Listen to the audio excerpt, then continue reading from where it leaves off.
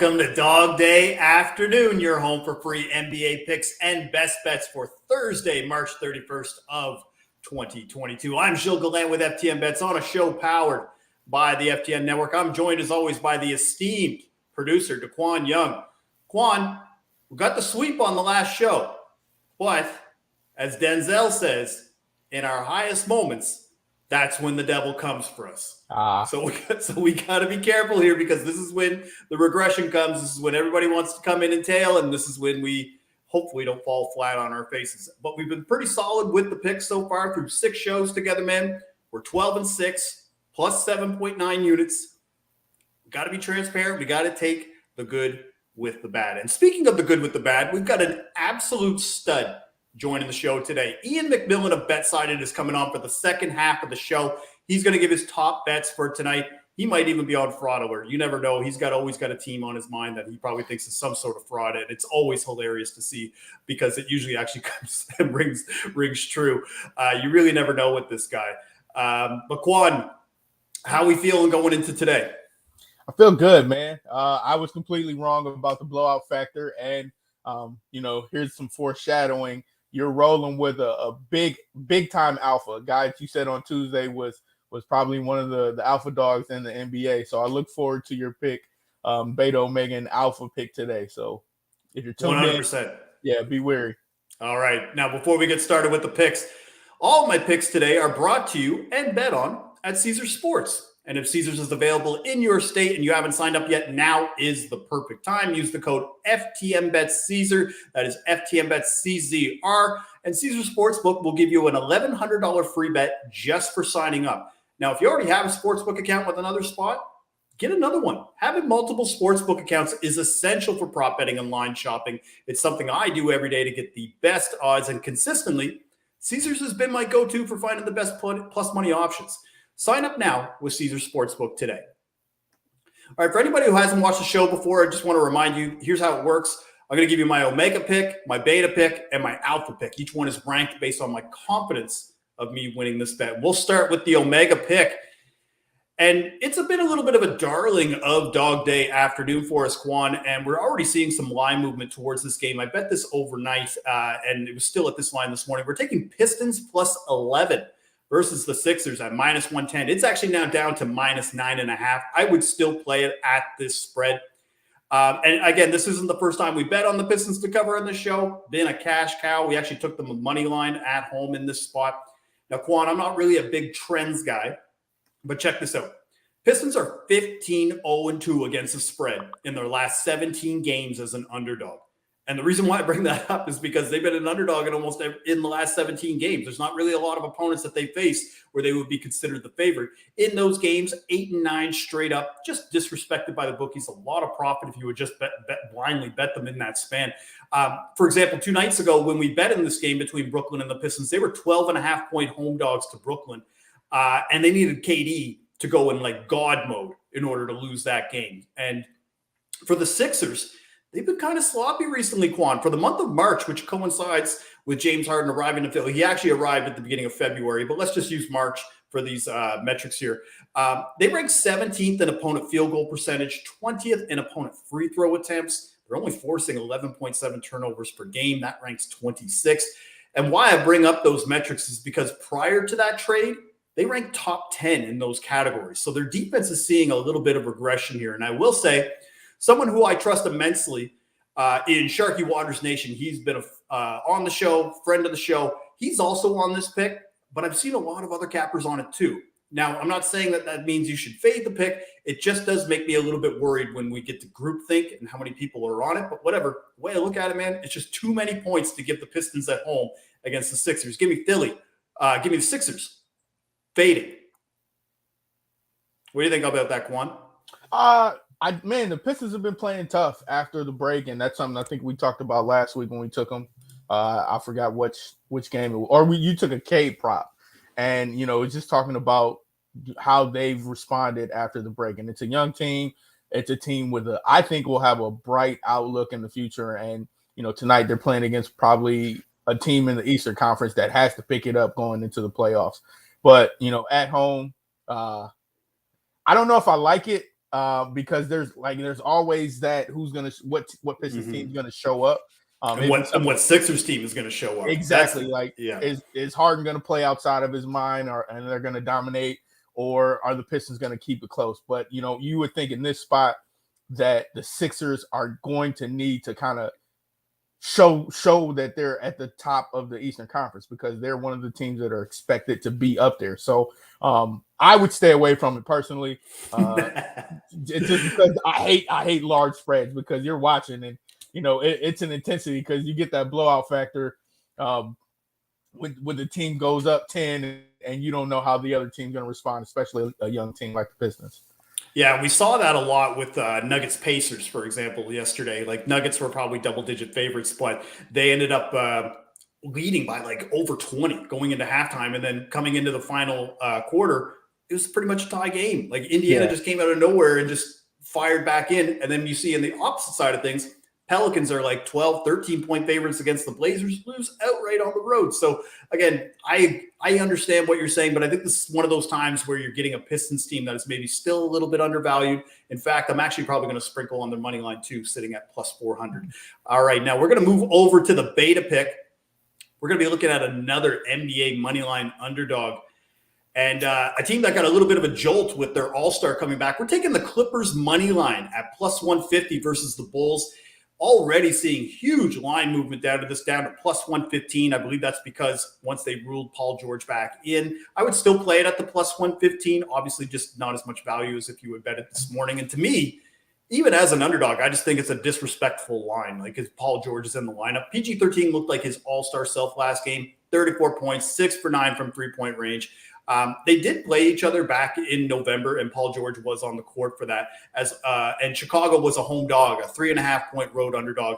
But then for me to swing back to Bulls minus 3.5, or even now down to 1.5, whatever the spread is now, I just felt like that was too much of a swing in odds to feel comfortable betting the Bulls in this spot. I think the Clippers are the better team here. And we got to give the Clippers credit, man. They're 8th in the West, not having PG for pretty much the last 3 months. Kawhi has been out for the year.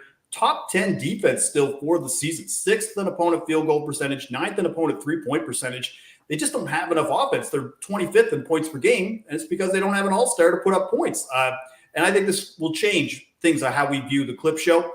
Also, the Bulls, let's be real. When we're actually looking at their overall record and schedule, like especially since the all-star break, they've been horrendous when facing playoff teams. 4-8 straight up in 12 games since the all-star break when facing playoff teams. I think this is the time to take a swing on an underappreciated Clippers squad. Clippers money line, plus 150 tonight, taking down the Bulls. I actually like this play. I think the narrative has kind of changed towards the Bulls. I think as soon as we got out the all-star break, we were talking, top in the East, and then you kind of realize that they're facing a lot of teams that they're supposed to beat, which they're doing. But, when you get to that tough competition, which I see the Clippers as one of those teams. I think the Western Conference is a lot more, I don't want to say consistent, but there are teams that they're playing better than what their record shows. Yeah, I'm with you, Quan. And I think one of the things, too, with the East is that because there have been teams that haven't been normally successful in the East, like the Bulls, like the Cavaliers, who are now potentially going to be playoff teams, people would look at the top and the bottom of the East and think, oh, okay, well, they're the better conference this year. It's like, whoa. Like, just because of the fact that some of these teams are playing out of their mind you don't downplay the bottom half of what's happening in the Western Conference, right? Like, and right now in the West, still some legitimate teams, especially like you're looking at the 8th spot in the West. Clippers are above 500. The 8th spot in the East, not so much, right? So for me, I look at this as like, here we are getting a Clippers team that is really well coached by Tyronn Lue, a very solid team but the whole team was built around having PG and Kawhi. And if you don't have those guys, then the fact that they've been able to keep their head above water so much, it's been a great run. Like, I'm not going to say that Lue deserves like coach of the year or anything, but at the same time, Clippers, if you're going to give me plus money in this spot, I'm taking it every time. I like it. All right, now, alpha of alphas, the alfalfa of alphas here. We're going with Kevin Durant double-double versus the Bucks tonight, Quan. And this past Tuesday, we cashed on his points, rebounds, assist number. It was at 40.5. We took the over at -115. He put up 41 and 11. So it was like a no sweat bet, especially in the second half when he just went into God mode and took over. Today, his points, rebounds, and assist line, that was the first thing I wanted to look at in this matchup. It's at 42.5 with a -140 to the over. And I was like, no. And then I look at his points prop. It's at 30.5. That's like the highest it's been in a few games with the over at -105. You could talk me into that, but I like the double-double idea better. And you want to know why? Because Kevin Durant is a Bucks killer, man. Since the start of last season, and this includes the playoff series last year, KD has faced the Bucks 12 times.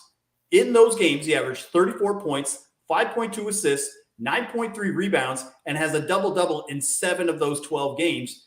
And one of the things that I love is worth noting in those 5 games that he didn't get a double-double, he finished with 9 rebounds in 4 of them. So I'd rather take this approach than his points or his points, rebounds, assist prop.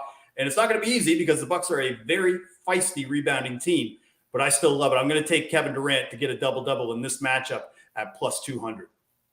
And this is a potential playoff matchup with the way that the Nets have been playing. I think they're the AC right now. I think it's going to be a real intense game. And, we were talking about Tuesday when we took the PRA, is it going to be Kevin Durant, kind of take a step to the side and let Kyrie. Because of Kyrie. Yeah. But I think this is going to be one of those games where the Nets have to turn their intensity up, and KD is going to get his points. So I like the double-double play. I think he's going to probably be on the floor. I think it's the rebound factor, being in the game, being a high-level, high-intensity game is going to be something that, getting a double. I don't want to say it's going to be easy, but he's going to be out there in a lot of situational spots that easy accomplishment. Well, I think the one thing too, Quan, is that he's probably going to play at least 40 minutes tonight. Yeah. And I think the other thing that people have been suggesting to me, just like, hey, why don't you take a same game parlay? Why don't you take like 30 plus points and 10 plus rebounds, and you can get it at like +250 or maybe like just right around that range. And I was like, it's not that I don't think it's a good bet, but you don't want to reduce your outs when you take double-double props, because that at least that way you can get, the assists, or maybe he goes off and he's becoming Dikembe Mutombo and decides to have 10 blocks. Like, it's probably not going to happen. But again, I like to have more outs instead of having such a specific outcome for that. So that's kind of why I always lean more towards double-double props, especially if the odds are closer in that instance. All right, so those are the 3 picks. We're going to bring on Iain MacMillan now. We're going to take a quick break, and he's going to give us his 3 best bets for Thursday. Stay tuned.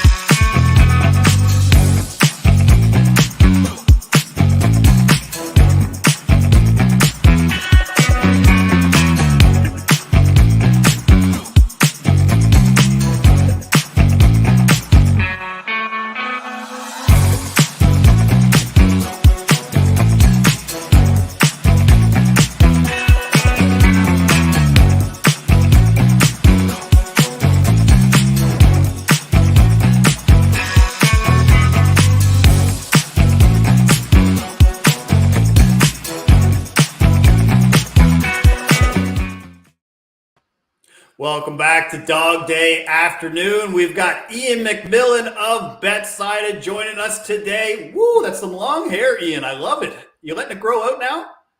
Yeah, I just want to look like you, Gilles. I'm trying to grow it out as long as possible. It might take me 18 years to get to that length, but well, I figured, you're living in Brooklyn. You're going to try to live a little more hipster lifestyle. That's right. Comb it off to the side a little bit. Maybe get your ears pierced. I don't know. I don't know what you're going to be doing now. But Iain, you've been red hot lately with your college picks. You were on fire for the entire football season. But tonight, college basketball, we've got the NIT championship between Texas A&M and Xavier. And we don't want to overlook that, because I think a lot of people, we just get caught up in March Madness and kind of forget about the NIT. But these 2 teams that are in the final, in Texas A&M and Xavier, they were 2 teams that were kind of firmly on the bubble for March Madness, probably should have made it in some people's eyes. How are we approaching this game tonight? Yeah, I mean, yeah, you mentioned it. Texas A&M was probably like the one team that everyone thought got snubbed in the big tournament. I'll be honest, I've not watched a single second of NIT. This is actually going to be my first game I'm betting on for the tournament, betting on and watching. I might actually, I've considered actually going to it because I think it's actually at Madison Square Garden and tickets are pretty cheap. So I might actually go to it tonight, check it out. But I think it is... I think you have to, at least my strategy is still not to like kind of overthink it, still just kind of look at season-long numbers. Even though both teams are hot, I am going to back Texas A&M. You see it there. I'm laying the points of them. I mean, outside of the SEC championship game against Tennessee, they haven't lost since you have to go all the way back to like February 19th. Last time that they lost a game outside of that Tennessee game. I think the big difference in this game is going to be defense, to be honest. Texas A&M ranks 32nd in the country in defensive efficiency, and they're trending in the right direction in that as well. Over each team's last 3 games, Texas A&M has the 4th best defensive efficiency in the among all Division I teams, and then Xavier is kind of trending the opposite direction. They allowed the Bonnies, who aren't a good offensive team, to shoot 46.8% from the floor against them the other night. Vanderbilt shot 44.1% from the floor against them. So I'm just going to ride the hot team here in Texas A&M. Like I said, probably the most snubbed team for the big tournament, and they're hot. I'll lay the points of them. I think their defense is going to come up big and be the difference maker. So from your standpoint, though, if you had to rate Xavier's fraud status between 1 being not so much, 10 being ultimate fraud here, where would you rank Xavier for an NIT championship final from a fraud standpoint? 4, maybe. I mean, I'm trying to dial back how much I use the term fraud. I think I kind of been overusing it maybe a little bit. So for me to call a team fraud, they need to be truly a fraud. And my fraud pick this year was Wisconsin, and I kind of got proved correct there. Lost to Michigan State in the Big Ten tournament. Did beat Colgate. I thought Colgate was going to beat them, but then who'd they lose to? Iowa State. Yeah. Tough. Yeah, so I'm not going to call Xavier frauds because I never really thought I don't really think too many people think they're that good. You're not diving into Musketeers talk very often, apparently. Okay. I bet against Providence once in the tournament, and I had Providence fans killing me in my DM. So I don't want to anger Xavier fans as well. No more Big East fans in my DMs. Before I get any more picks though, Gilles, how do you feel about? We're not going to talk about this game, or I don't. Obviously, it's this weekend. Your Tar Heels, dude. Well, here's the deal. So I've been secretly betting the Tar Heels. Like I didn't have the balls to post it because again, it's just more of the homer pick. But I've been taking their money line pretty much every game. But at the same time, this is the game where I'm like, man, let's go. Like, because I actually feel like we could beat this Duke team. But at the same time, I can understand maybe people feel a little more hesitant to do it just because Duke has been playing a little bit more aggressively throughout the tournament. I saw somebody just recently tweet just the foul discrepancy, for example, as well. They've been getting way more better whistle from a free throw standpoint. I do worry about that with the Coach K narrative of maybe they're just potentially getting weaseled out of a final berth just because of that. But at the same time, yeah, Tar Heels money line all day, You're pumped, damn day. You're pumped. Oh. We had no business. I said this at the start of the year. We talked about college. I said the Tar Heels have no business probably even making the tournament. I didn't even think they were going to make the tourney just looking at their schedule, even though they play in the ACC, beat some decent teams. And then once they took down Baylor, I was like, okay. And then UCLA, that final minute of Caleb Love, because I've been one of the guys who was like, I cannot believe how bad Caleb Love has been playing, especially in his first year. I was really hard on him. And then again, emergence, playing much better. If you ask me who Brady Manick was at the start of the year, I would say I have no idea. My guy, Brady Manick. I'm looking like Brady Manick, but that's the way it goes. Manic Mania, dude. Get all in on Manic Mania. Well, before the Sweet 16, bro, man, I bet his MOP odds at 8,000 or plus 8,000. So I was like sitting there like 80 to 1, like, okay, right now he's shooting hot, playing well. I don't know. Again, we'll see how it goes. They might still give it to Bacot at this point, or even Caleb Love. All right, now we're going to move over to the NHL, Ian. Don't have a lot of NHL picks on the show, so I love being able to change it up. But you sent me a pick for Kings Flames tonight. What do we got? Yeah, I'm not going to come on Dawg Day Afternoon and not give the people a big old dog. So let's go with the Los Angeles Kings plus 250. How's that for a little underdog pick? I love it. That's the biggest odds on the show. Even I didn't have the balls to put anything over plus 200. Beautiful. Now, I mean, are the Flames the better team? Yes, but I mean, I even have a future on them to win the Western Conference. But if we're strictly talking betting value, Kings are a good play tonight at plus 250. I think they're the most undervalued team in the entire NHL. Over their last 25 games, second in Corsi percentage, which is, of course, we know our friend Joe Osborne's favorite stat. 10th in expected goals per 60 minutes, 7th in expected goals against per 60 minutes, 10th in high danger scoring opportunity percentage. So we're talking about a team that, at least when you look at the advanced analytics, are a top 10 team in the NHL that I don't think they should be plus 250 against anyone, let alone the Flames. So if you're looking for a little value bet out there, a little underdog bet, some bang for your buck, give me the Kings plus 250. Well, even for me, when I'm just looking at this, because I mean, it would be sacrilege for me to admit that I haven't been watching much hockey this season as a Canadian. However, just looking on the on-surface stats of just looking at their records, like Calgary, 21-7-6 at home. Obviously, they're having a really good season. But when I looked at the Kings, I'm like, wow, the Western Conference is still pretty strong, but the Kings are the only West team that doesn't have 10 outright road losses. So if you're going to take a big money line like this, no, they obviously have more than 10 losses just when you couple the overtime losses.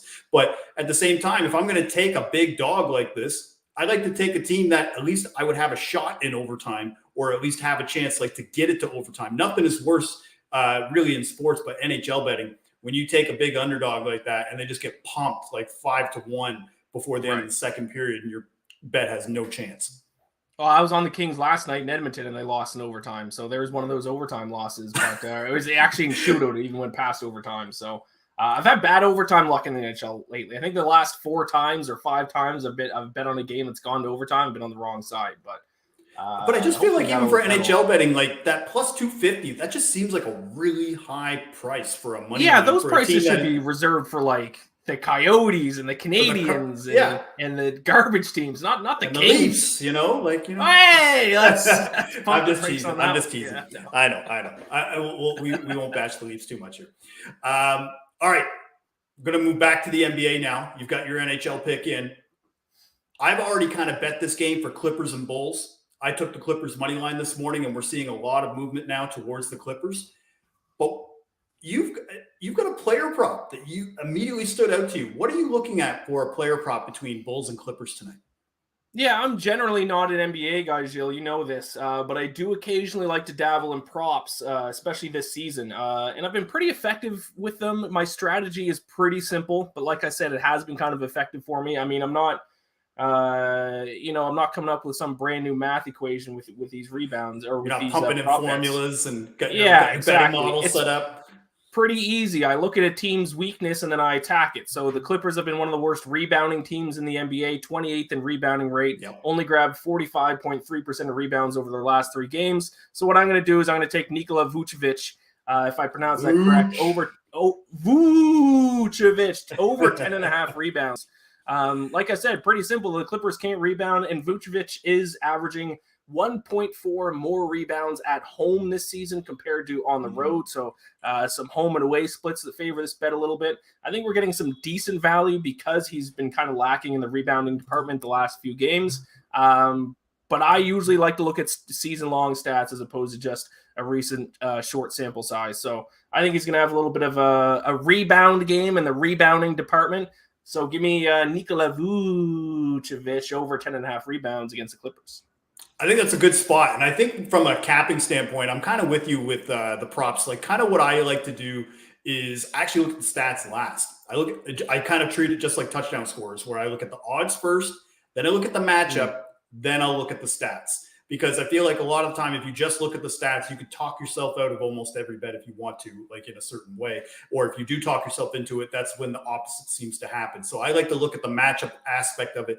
But also what I like to do from a matchup standpoint and just recent sample sizes, I probably like to go a little bit longer than like 3 games. I'll probably go like a 10-game sample size, a 15-game sample size. And then also, because NBA, there's only 5 guys on the court, like one guy being off or on the court, like that, those kinds of splits can really impact the way a team plays. So I think you're on the right track with that. I think Vooch is probably going to have a big game. He had a huge game against the Wizards just a couple nights ago and was just on fire. Just basically ate Kristaps Porzingis' lunch like the entire game. So Vooch over 10.5 rebounds is your final pick for today. All right, well, Iain, that's all for today. That's 3 picks from me, 3 picks from you. Tell the folks at home where we can find more of your work. Yeah, sure. Obviously, I write at betsided.com every day, or I should say fansided.com/betsided. Check out my articles there. I give out my 3 top NHL picks every night as well. And then Iain MacBets on Twitter is where you're going to find most of my work. And of course, the Bacon Bets podcast. Big episode next week with the Masters next week. Very excited for that. Gilles, who's your Masters pick, dude? I don't have a Masters pick. We talked about this. Actually, I know, and I'm not going to do the loser thing and take Tiger Woods. I'm not. That's like 50-1 right now. I think that's a waste of money. But what I was trying to say is, if I could find Tiger at plus money to miss the cut, that's a mortgage bet for me. I'm putting like 10 units. So I don't even know what my units are anymore. I'm just going to put my entire bankroll. It's going down. Tiger Woods will miss the cut if he plays at Augusta. I hope he plays. If he hits a ball in competition, I'll be happy. That alone is going to be a great athletic achievement. I know, and I feel like I'm capitalizing on regression, because even if he plays, it's a great story. But I think for me, I'm looking at the profitable angle of this guy hasn't played competitive golf in how long, coming off a broken leg. If you're giving me even plus 110 to miss the cut, even though it's a short field, I'm taking it every time. All right, now. Programming note before we go, I just want to let everybody know, new schedule for Dawg Day Afternoon. We're moving to Wednesdays and Fridays next week at 1 p.m. Eastern going forward.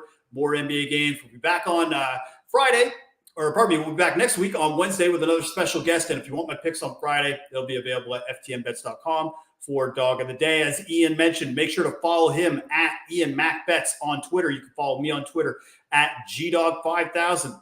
Thank you for watching Dawg Day Afternoon. Bon chance.